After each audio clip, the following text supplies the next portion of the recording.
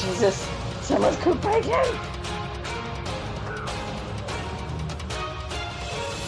Oh God, what did I just pour into my gullet? I'd have her.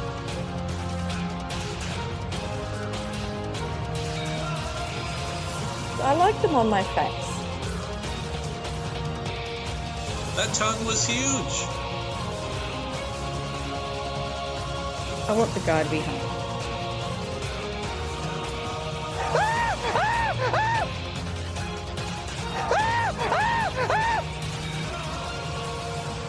Welcome to the 7th episode of the long-awaited Amazing Race Australia 2 recaps from Reality TV Warriors. My name is Michael Armstrong, and joining me as always is the Canadian who isn't the best tonight, but he is enough, Logan Saunders.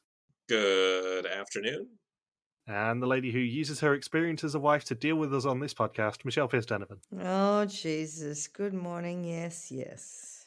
I have been waiting all day for Michelle to have to deal with Grace.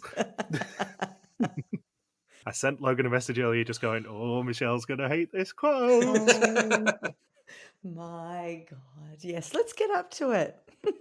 Yeah. We'll barrel through the first half of the episode before Michelle loses her ever-loving shit and we can just mute ourselves for 5 minutes. Oh, Jesus. Yep. So previously, 8 teams continued racing through Istanbul. Michelle and Joe were yielded by their favourite friends Paul and Steve, while teams were in a lather. Paul and Steve won their second leg in a row, while Ross and Taryn were also last for their second leg in a row and were eliminated from the race. And I also love how Grant is wearing exactly the same jumper when he introduces Bayezid Square as he did when introducing the Archaeological Museum, so he's obviously done both on the same day. The teams must now fly to Paris in France. Grant says it's home to spectacular monuments, awe-inspiring architecture, and the greatest concentration of restaurants in the world, none of which they will be visiting. Instead, they have to travel to Le Cordon Bleu cooking school, where they will find their next clue. And it's Paul and Steve leaving at 11:42 a.m, Michelle and Joe at 11:48, Joseph and Grace at 12:27, Sticky and Sam at 12:28, Lucy and Amelia at 1:36, Shane and Andrew at 1:38, and James and Sarah at 4:20 p.m. Nice. Lucy and Amelia starting off in their best position, but yet are 114 minutes behind the lead. Yep, and they have a cool hundo for this leg of the race. That's crazy, isn't it? I wrote that down because it's so far. They're so far apart. Like they can't even catch up on that. There's something to be said for how they do the race now, where they do level them up quite a bit and then people have a chance. But oh, look, if you could go back to these times, would you do it so that people don't have a chance? Yeah, because James and Sarah do have a chance. With this leg being the way that it is, they have 2 whole flights to catch up. Plus, let's be honest, the off-air overnight rest period that they actually had in Cuba. Yeah. Plus all that sort of stuff. They absolutely can catch up on this leg. Whether they do is a whole nother story, but they can catch up. It's not insurmountable for them to catch up, even though they are nearly 3 hours behind Shane and Andrew. Yeah. Because if you bear in mind, Paul and Steve leave at 11:42, and the cooking class at the Cordon Bleu doesn't start till 9 p.m. Yeah. The flight's only about 4 hours at most. So that's a lot of waiting around for Paul and Steve, and Michelle and Joe especially. Granted, I assume Paris traffic was horrendous. I think when Paul and Steve were in Paris, Steve said, oh, I wonder how 6 o'clock traffic is going to be in Paris. So clearly they weren't waiting around Le Cordon Bleu as long as we were led to believe on TV. No, I've been driven through Paris a fair number of times. I make it sound posher than it is. In the back of a car when we're going on family holidays. And Le Périphérique, which is the big ring road around Paris, is always snarled. It is one of the most horrific roads to drive on in the world. It's always busy. So they would have had horrible traffic from Charles de Gaulle, no matter what time of day it was. So Michelle and Joe say that they've come second so much and prove that they're not just pretty faces, and they do confirm that we have $100 for this leg of the race. And I think it was actually given in US dollars rather than in didgeridoo this time. Certainly looked like US bills this time. Interesting. Early in the season, Joseph underestimated Grace, and she says she needs to prove herself this leg.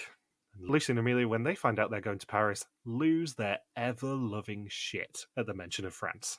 You think they won the season and just crossed the finish line in first place when they read the clue. Yeah, It's a wonderful reaction because obviously it's an editor's dream to see them lose their shit and be able to use it in all the adverts for the week. But they are rather excited at going to a country where they speak the language fluently. Yeah, Lucy and Amelia were like the women you see in the audience for an Oprah Winfrey giveaway. And if you cast your mind back to leg 4, they said that they were excited to go to Dubai because they were getting nearer and nearer to Europe where they can actually speak the language. They specifically said Italy, but as we find out, Lucy does fluently speak French. The bad news for them is that, just like Charlie Brown with the ball, production are going to kick it away from them and only give them about 12 hours in Paris. Sad. It's hilarious, that's what it is. So we get the same confessional as last leg, with Shane and Andrew talking about having families and missing them, but with the addition of their wives being jealous of them getting to go to Paris. Michelle and Joe arrive 8 minutes before a Turkish airline flight closes, which Paul and Steve notice happening. And both teams get on that 1:45pm flight, arriving at 4:25pm. Lucy and Amelia, Shane and Andrew, Joseph and Grace and Sticky and Sam are on the second flight, leaving at 3:15 and landing at 5:55. And James and Sarah say that normally if you're last, you eventually see people, but they haven't seen anyone for days. They leave Istanbul on their own at 6:40pm on a flight arriving at 9:25pm. And we also have time for Paul to do a stereotypical French laugh in confessional. Is it more or less offensive than Justin's French laugh in season 27? I think this is more offensive, to be honest. Just because it's twice as many people doing the laugh. Yeah. When they get to the Cordon Bleu, they find out it's a roadblock, which is who is a rising star. In this roadblock, one team member must bake a soufflé using a given recipe to get their next clue. And it's Steve, Michelle, Lucy, Grace, Sam, Andrew, and Sarah doing this roadblock. And they have to sign up for cooking classes, dividing them into 2 groups, the first of which starts at 9pm. It's late, isn't it? It's still going. It's very late. It's a night leg. And I believe that this is actually a real thing at the Cordon Bleu to have the night cooking classes. It's not something that they put on especially for Amazing Race. Arguably, they did, block book the cooking classes, but it is, I believe, a thing at Le Cordon Bleu to do these night cooking classes. Well, in Western Europe, it's common to not have dinner till 9 o'clock at night. Yeah, it was a normal sign-up sheet for Cordon Bleu cooking classes by the look of things. Lucy and Amelia immediately use their French skills and are hugely appreciative of seeing the sights of Paris, and in fact, I think Amelia cries in the taxi. And I love how when we see the sign-up sheet, it tells us that the date is November the 30th, and teams seem to have to put their race team number on the sheet as well. So we find out that Steve is from team number 2. Michelle also looks like she's from team number 2, but obviously she won't be. Emilia is team 7. And Joseph and Grace, unlike everyone else, don't put their full names on there. It's just Joseph plus Caristo. He doesn't even write Grace's name on it. He's the only teammate not to write his partner's name on. Is this reminiscent of season 6, where when Jonathan goes to sign him and Victoria up on the board, he just writes Jonathan Baker in big block letters across the sign-up board? And there are 15 steps to the recipe, and all of them are integral and will stop your soufflé rising if they're wrong. Lucy says she's never made a soufflé before, but she does have a repertoire of 3 cakes that she rotates.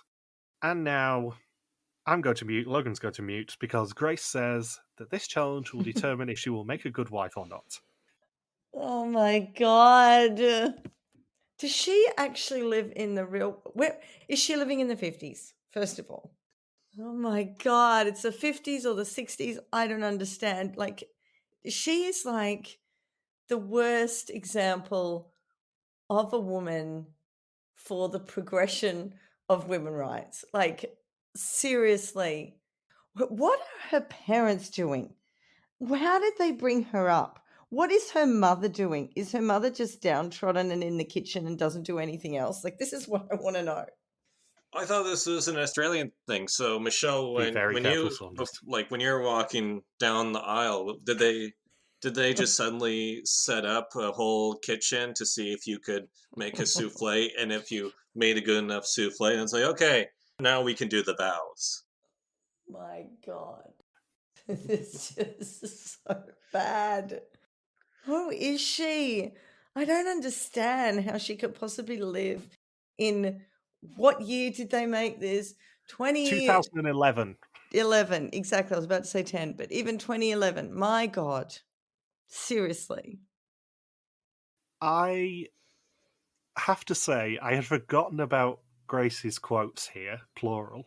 And when I watched this episode again earlier, I winced. I had to pause the episode, I winced, and thought, Michelle is absolutely not going to take that lying down. I'm wondering what she thinks of it now. Like, does she still think the same way? The irony is she has a food business. She set up a food business at the start of the year. So obviously she can cook now. I'd like to know if she winces at her own quotes now. And be at 33 versus 22. Yeah. On the other end of the scale, you have Steve, who says that he's thankful his mum taught him to cook. Like, this is something we didn't know about Steve. We don't arguably know a lot about Steve, because Paul is the main focus of the team, obviously. But Steve just has these very subtle moments, like, oh, my mum told me to cook, so I'm not as worried as I could be about this. I have a lot of bling. Yeah. I have mentioned on previous podcasts, I like to bake. I don't think I would have that much of a problem with this sort of a challenge. I would probably volunteer for this roadblock. And it's really insulting to see Grace say things like that and laugh it off like, oh yeah, this is just what everyone thinks. It's like, no, Grace, No. get your head out of the clouds, please. Yeah, we get a lot of personality insight into everybody. You think, oh, it's just a throwaway cooking task in a very, very epic leg. But no, we get a lot of insight into just everybody's background or some of the skills that they possess. It's just funny when Steve says, yeah, I'm thankful that I was taught how to cook. And especially with just knowing people my age, knowing lots of other couples, it's just funny to think of another couple I know where there's a husband wife that I know where the wife was fully expecting her husband to cook dinner for her every night. So when she got home from work, the husband would be working all day too, but he was expected to provide dinner for her. So it's just funny that in certain relationships that there's somehow these expectations that we all view as being very odd or very insulting to one gender or the other that just one person thinks should be the societal norm. Yeah. Do you know who cooks in my household? Everyone. Yeah, everyone, yeah, I know that. Yeah. We all have at least one day. Arguably, Mum does do the majority of the cooking, but we all do at least one day a week in my household because it's a life skill. Yes. It's funny too, just thinking back made me think of just more Catholic countries too, like in the Philippines there, where Jan was telling me, where the gender roles haven't really advanced quite as much compared to Western countries. Where Jan was telling me there's a lot of couples where it's expected that the wife is supposed to cook all the meals and stuff. And then I remember my cousin and I went out to a restaurant with Gian once, and my cousin just said out loud, "Oh, so you guys are like what it was like in the 1950s or 1960s here in Canada and the States." And there's people on Instagram who have posted saying that, oh, they still believe in certain gender roles or certain jobs that only men should have and certain jobs only women should have. And in 2011, when a lot of Western countries are watching Amazing Race Australia, and you have Grace say something like, oh yeah, the Soufflé challenge will determine if I'm going to make a good wife or not. It's not going to fly too well with the audience that will be watching this season. And it's very cringe-inducing. Very, very cringe-inducing. No, it's fine to have those beliefs-ish, and it's fine to have it as long as it works for your relationship. But the editors include it here yet again to undermine Grace and to make her look like a knobhead. It makes her look very, very shallow on TV. It kind of reminds me of just how much they put down Jenna Maraska in the edit during Survivor Amazon, because she was 21 at the time, with a lot of the things she was saying, and compared to 20 years later now, where Jenna Maraska would not be saying about 80% of the things that she said during her original season. So I'm curious, even 11 years later, just how much Grace says, you know what, that is not the person I am now. Yeah, I'm willing to give Grace the benefit of the doubt 11 years after this filmed and aired.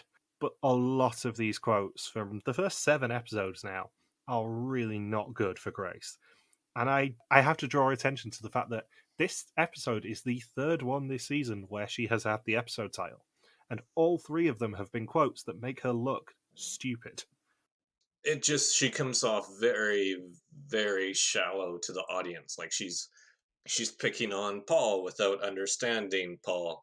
She's really, really focused on people's appearances. She's really focused on Sarah's appearance. She's really focused on her own appearance. She's focused on the appearance of the shirtless Turkish men. It's just all about physical looks and gender stereotypes with her. And in 2011, that didn't even fly even then. True. I mean, the episode 3 one was a Grace one, which was I don't really like to use my brain. Then you had No More Showing Off, which is the episode 4 one, and now you have How Do You Fold Liquid? Yeah. How do you fold liquid? Yeah. It's like, we wait for a building? Yeah, you just wait for it to be built. But it's not really liquid. Once egg whites are whisked, they're not liquid. Like it's said to fold the egg whites in, and they're not liquid though. It's sort of a fourth state of matter. You have Yeah. solid, liquid, gas, and egg white. Yeah. But only when the egg white is sufficiently ploofed. Ploofed. I know. How good Yeah. is that word? Ploof. Ploof. Is that a word I can use in Scrabble? Is that in the Scrabble dictionary? Ploomphed? I love it. You have Lucy and Amelia's language teachers, and they're using words like poomph that don't exist. That has not come up in Duolingo. Can I just say, in all these years of podcasting, who would have ever thought that we would talk about folding egg whites? Yeah. I thought you were going to say who'd have thought we would have gone to bat for non-gender normative relationships. Oh, God. I'm going to say we do a lot of these sort of standing up for people rants recently, Yeah. especially. So Grace, just to get undermined again, forgets to put her sugar in and puts it in halfway through, burning the sugar and needs to start again. And Steve's souffle looks bad, but it tastes good, and he leaves the roadblock in first. And teams must now travel by taxi to Rungis Wholesale Market and find a cheese stall where they will collect a 30-kilo wheel of cheese from John Marie Cheesemaker. They must then transport the cheese 25 kilometres to a cheese shop where they can exchange it for their next clue if it is undamaged. Is it still the largest wholesale food market in the world? Haha, that's what I was going to ask. It is, yes. I checked it earlier. I knew it.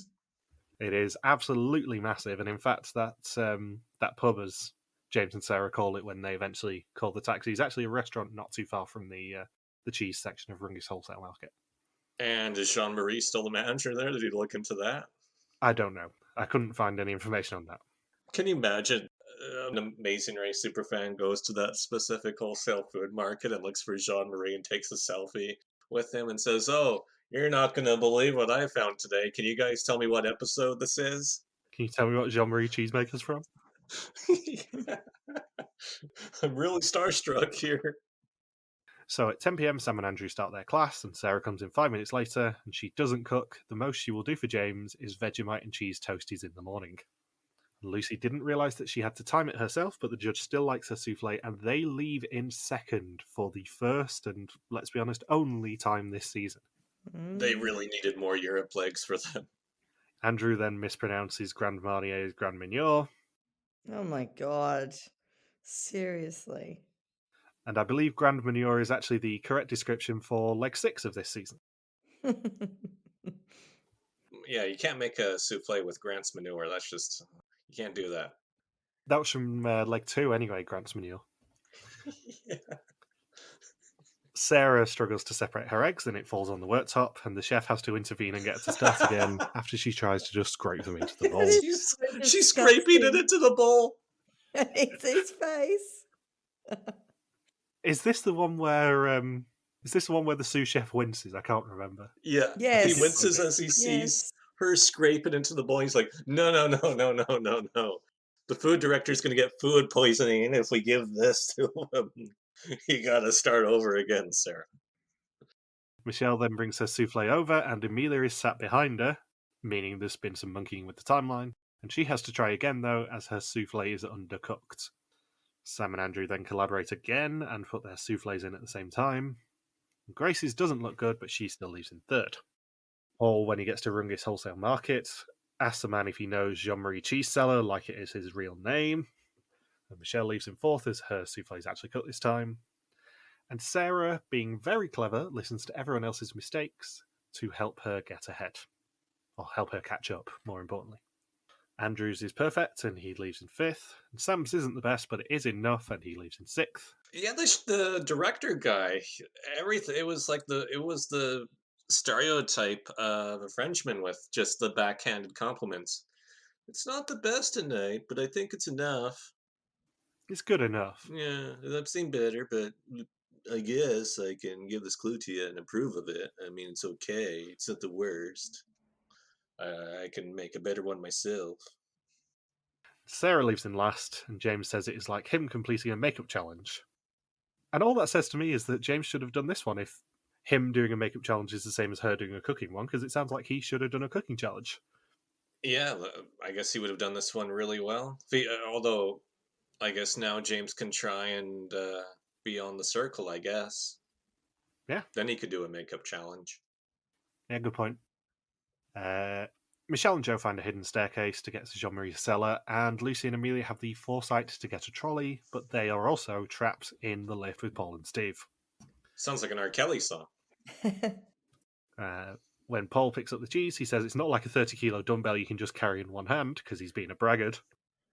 Jesus. He was very proud to be carrying that 30-kilogram wheel of cheese. He turned into Gaston because he's in France now. No one lifts like Paul does. No one punches you right in the dick like Deadpool. Oh, God. Did you change the words? He was quoting Deadpool. Yeah, I was quoting a fan video of Deadpool.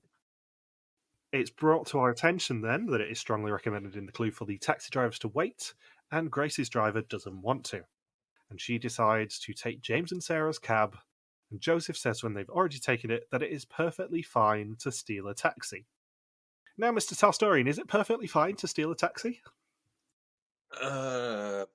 Ask Jason and Amy.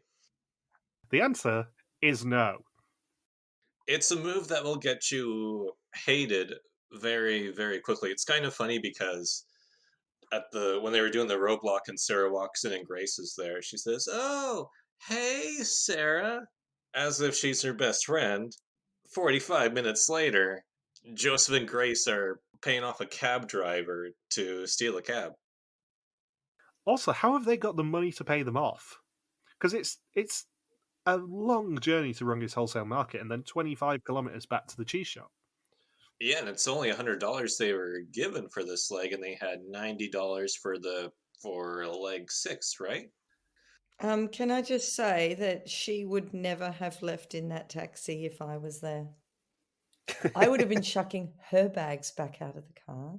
I wouldn't have touched her because there's the whole assault issue, but her bags would not have been in that car, and I would have sat in that car with her until she got the hell out of there. The minor issue of assault.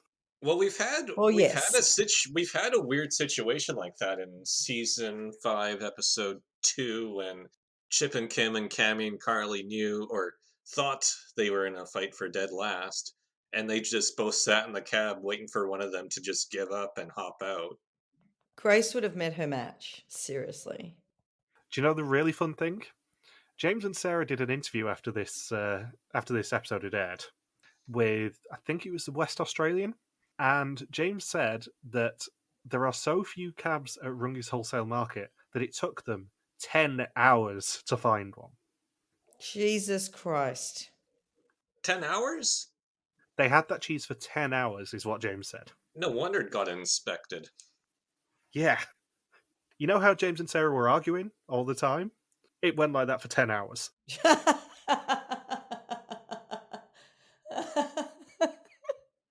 That's why James kept saying, like, let it go. After maybe he waited, like he may not even said, you gotta let this go until 4 or 5 hours of Sarah scolding him. And then it carried on all the way through the night, into the daylight, onto the plane from Paris to Havana, And I bet when James was trying to figure out how to drive the Cuban car, Sarah was still saying, "Oh, I can't believe you didn't fight over that cab a bit more." Because we even see just how angry they are with each other in the confessionals too, where they still haven't resolved this issue about James being too passive with Joseph and Grace trying to steal the cab. No, and it's really uncomfortable to watch because also in that interview, they revealed that they broke up after this episode had aired. A few hours after it aired was when James broke up with Sarah, and they did briefly reconcile, but they obviously are not together now. So it was not during the episode when they broke up, it was when it aired on TV? Yeah, so it was sometime around about the 6th of July, I believe, is when this episode aired. And a few hours after it aired, they broke up. Was it because of just rewatching when they realized, yeah, we're really not compatible? Well, I think they reconciled for about 6 months and then didn't get back together after that.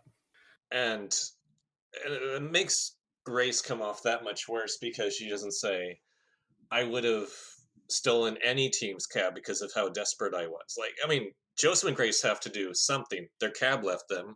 They know the clue said, you really need to keep your taxi. Like, Joseph and Grace can't just stand there for 10 hours.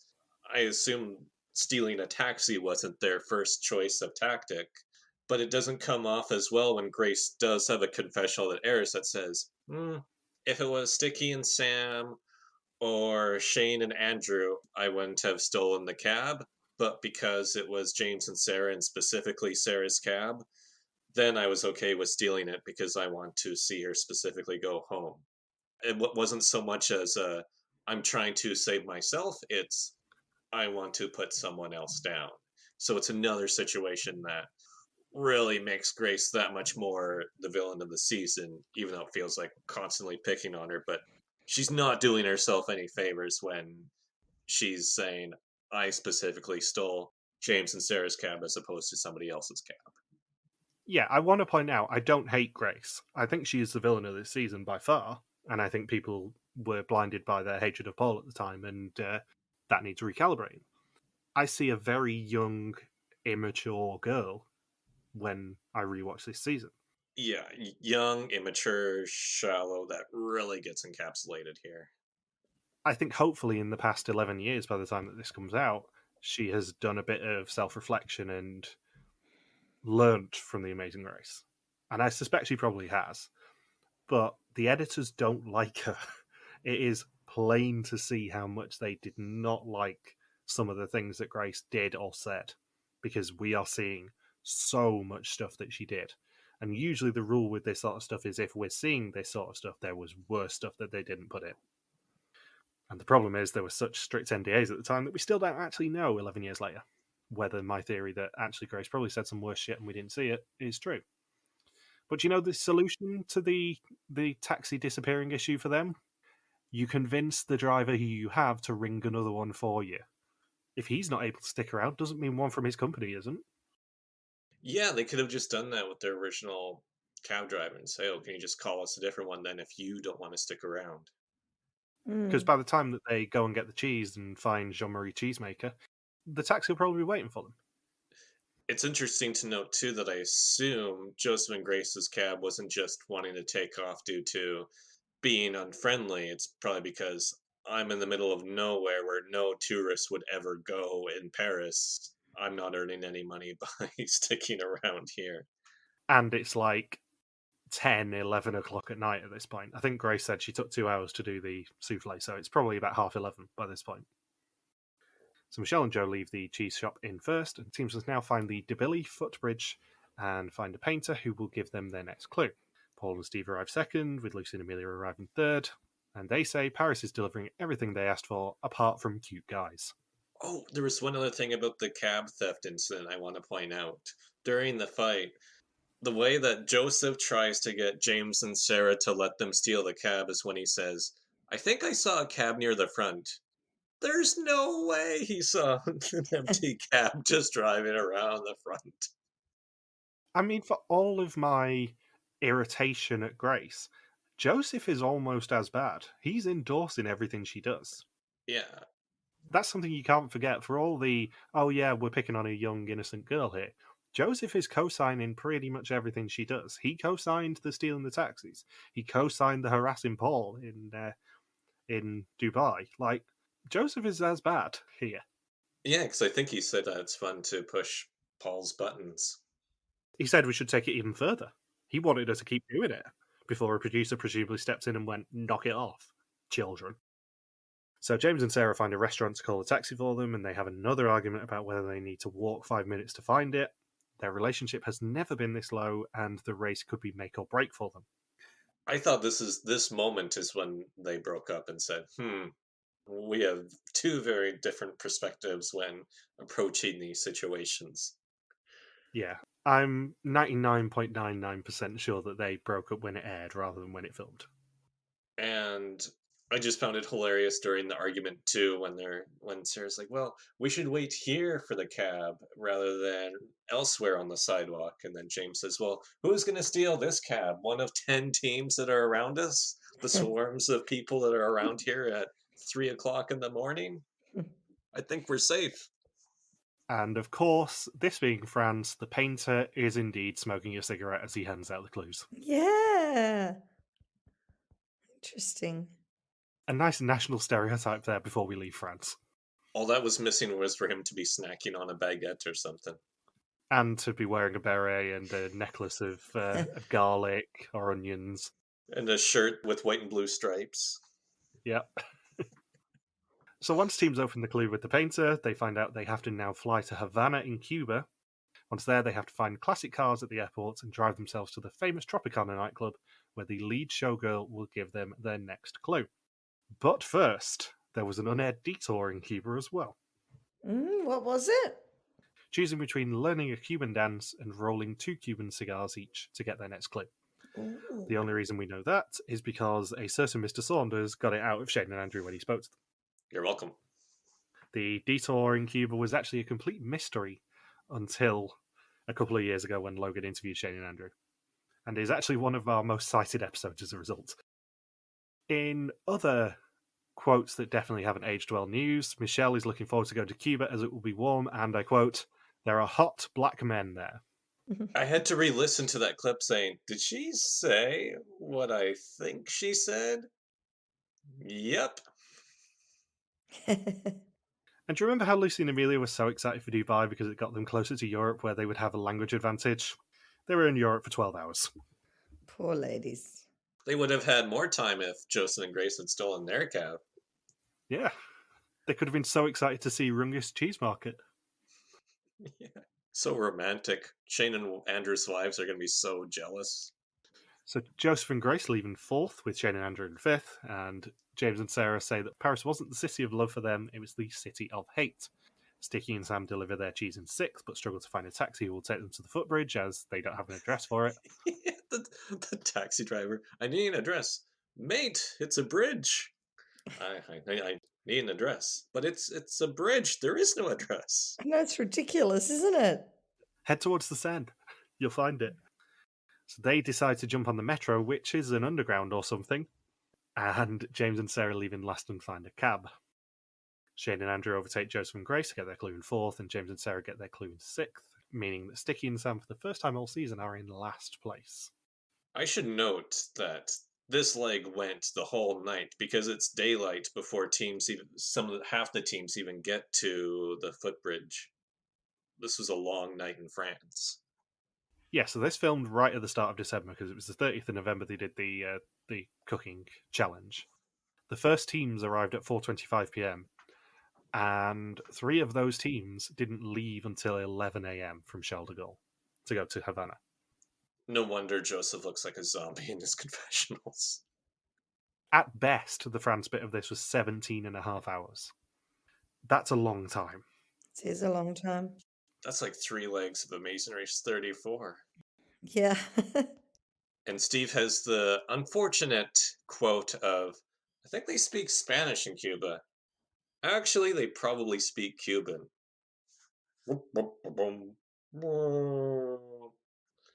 So the first 3 teams leave at 11 a.m. on a flight. Shane and Andrew also get on that flight at 11 a.m., which arrives at 3:10 p.m. and James and Sarah and Sticky and Sam are on the 1:45 p.m. flight, due to arrive at 5:50 p.m. James and Sarah also tell Sticky and Sam about the taxi incident, and yeah, I think this would have set up nicely for a must vote U-turn next leg, but of course we don't see it. Do we know exactly where the Detour was as well? Was it before or after Tropicana? I thought it was at Tropicana. Yeah, I think it must be at Tropicana because obviously the logical place is before they get the clue from the lead showgirl, because Grant does the voiceover and we don't actually hear anyone say go to the famous Club Tropicana or whatever, which is usually the sign of where the cut tests are. But when they arrive in Cuba, I think it's Michelle and Joe, when they're looking at the map, say, oh, we've got to go all the way to the north of the island because we're going to the Tropicana nightclub. And we see, I think it's Paul and Steve, when they leave Tropicana, reading out the clue to say, drive yourselves to Hotel Nacional, the pit stop for this leg of the race. Yeah. So I think it must have been at Tropicana.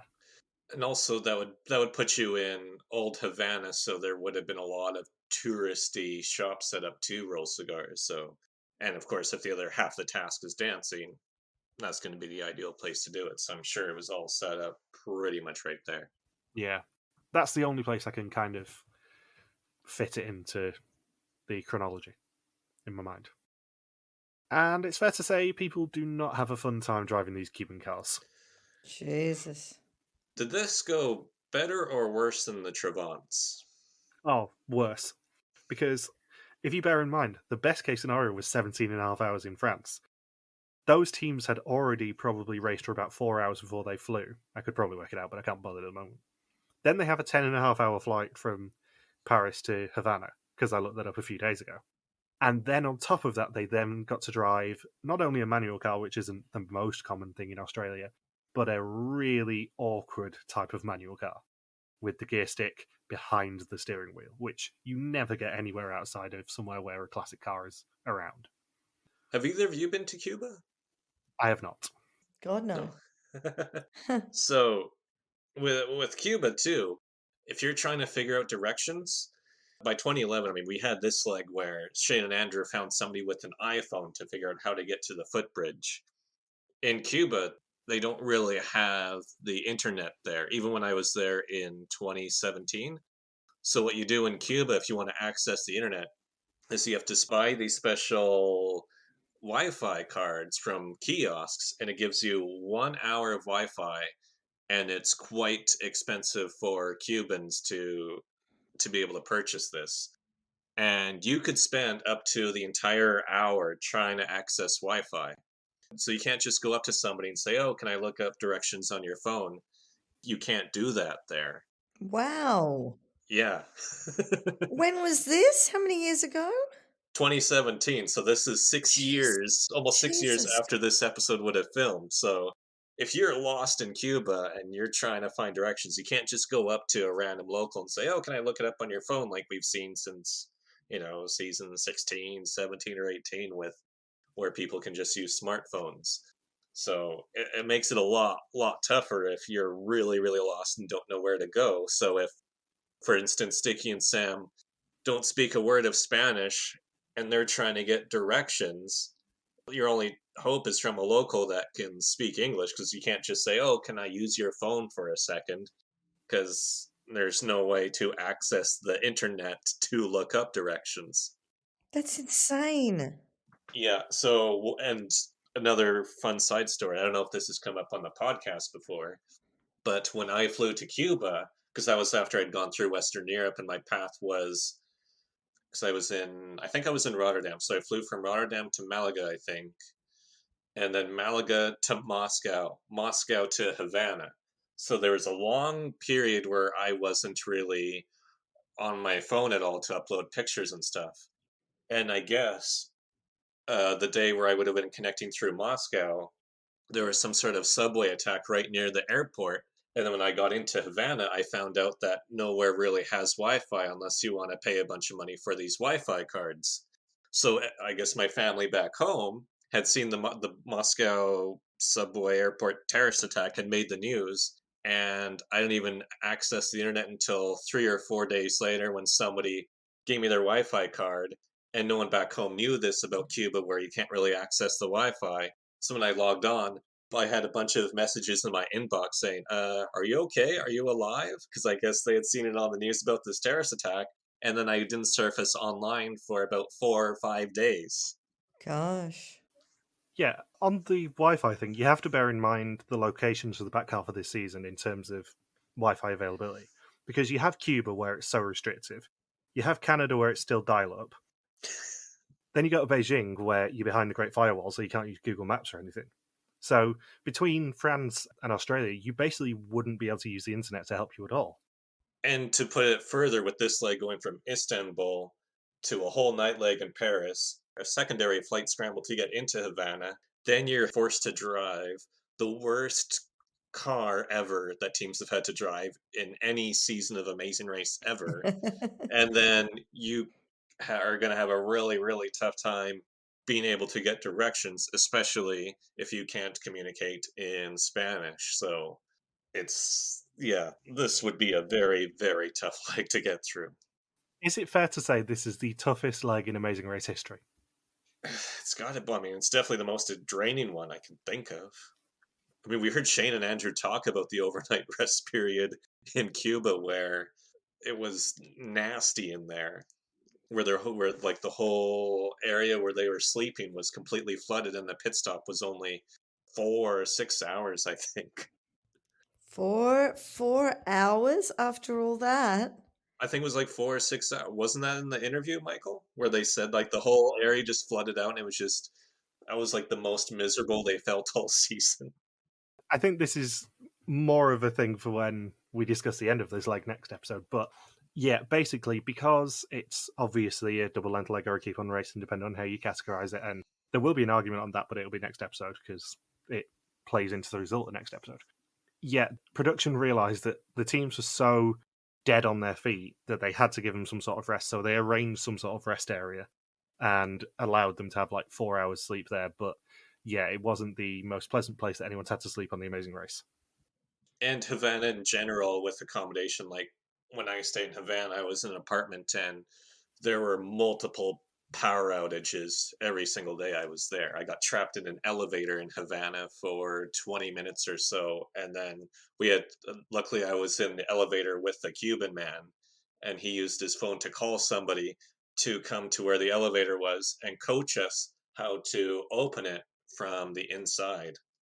Basically, despite the fact that it is either a keep on racing leg or a double length leg, depending on how you categorize it, they still had to actually enforce a rest period, which they've never had to do on any other double length or keep on racing leg.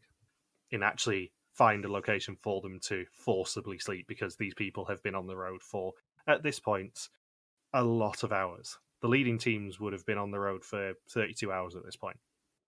That's ridiculous. I mean, they would have been able to get some sleep on the plane, but it's not enough. And also, the thing is, the flight that they take into Havana is 11 o'clock at 1:45. So your body clock would be screwed anyway from all the racing as it is. Then you're traveling during the day, then you land during the day, which is terrible for you. So you're going to be super jet lagged from that alone. It is a very punishing leg, this one. So Michelle and Joe find some strong men to push their car. Lucy and Amelia switch cars and have a little bit more success with actually being able to drive the second one. Sarah says the car is a cross between a lawnmower and a truck, and the key falls out as James is driving, but it still works, so it's fine. He's finding that really funny. Shane and Andrew struggle with how to open the boot, but all they can find is the bonnet switch. And Paul and Steve are the first to arrive at Club Tropicana, and Steve says it's a bit of an experience. Apparently, they were just told that the showgirls would lead them to their next clue, so they didn't realise that they were going to be meeting the lead one. Michael, I have a question for you. Is this the Club Tropicana that is featured in the Wham song? I believe so, yes. Ah, thank you. That's all I wanted to know. Hence Grant saying the infamous Club Tropicana. I think it is the one that's featured in the Wham song. Yeah. Thanks. So teams must now find the Hotel Nacional, the pit stop for this leg of the race. The last team to check in may be eliminated. Yeah, we get full-on Godfather 2 theme here. Shane and Andrew's bonnet starts creeping up higher and higher, obscuring Shane's vision, which is, even more of a death trap for these cars. No, I can't see. It's like driving in Grand Theft Auto if you bump into another car, and then they have that effect where the front of the car keeps going higher and higher until it just flings off the car. It was like a video game moment here. Except Shane and Andrew had enough sense to just stop the car before it flung off. I mean, he couldn't even see. I'm like, No. Jesus, how are you driving? Has he got his head out the window? Well, Andrew had to hold the door shut, if I'm not mistaken, while holding the map with the other hand. No, he had to hold it slightly open so that the light would still work. That's what it was. So they had the bonnet coming up and the door slightly open because they needed the light to work. And then Joseph continues his tradition of draining another car battery. He stalls another car in the middle of an intersection this time, and Grace has to arrange for some men to help them push. And Michelle channels her inner Kim and Donna by smashing the car into a curb, so they get another push start. And it is a very stop-start journey. Michelle ends up screaming at Joe in frustration. Yeah, Joe says, Michelle, why do you keep, why can't you get this car moving? Why do you keep doing that? Why did you stop the car? I didn't stop it, Joey. You have no idea how hard this is to drive. And then you cue the people on social media saying, you guys should have learned how to drive a stick before the race started. Right, can I just say this? As you well know, I drive a manual car. I could not drive that car. It would fry my brain. Because the gear stick's not in the normal place. You're in the wrong side of the car as it is, because we have right-hand drive in the UK, as do Australia. And you're trying to change gears using the stick behind the wheel, it just wouldn't be natural. Yeah, like the gears are where the turning signal would normally be. Yeah, so I think from my limited experience of this sort of car, you have both the windscreen wipers and the indicators on the same side of the wheel, and then you have the gear stick on the other side. If Shane and Andrew were working as cops here, they could ticket every car that drove by in Havana. Oh my God. Nothing would be going anywhere. Looks like you don't have any seat belts. Your gear's in the wrong spot. Your bonnet is completely covering your windshield for some reason. And you've got your door slightly open while you're driving. This is a hefty fine. The best thing about the Michelle and Joe thing is the fact that they end up getting a local to help her with the pedals. Oh, how good is that? It's so impractical.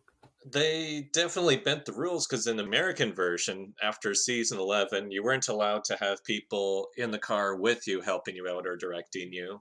You weren't allowed to hire a cab driver to lead the way, but for some reason in Havana, they let teams do that. So I don't know if that was just a reprieve when production figured out, okay, this car is going to be, they need lifelines. They need lifelines to be able to complete this leg. And that's why it's like, okay, you can have a guy in the car help you do the pedals and steering, or you can hire this cab driver to lead you the way. Do you think that production underestimated how intense this leg would be? Yes, I think so, because they've never attempted anything like this again.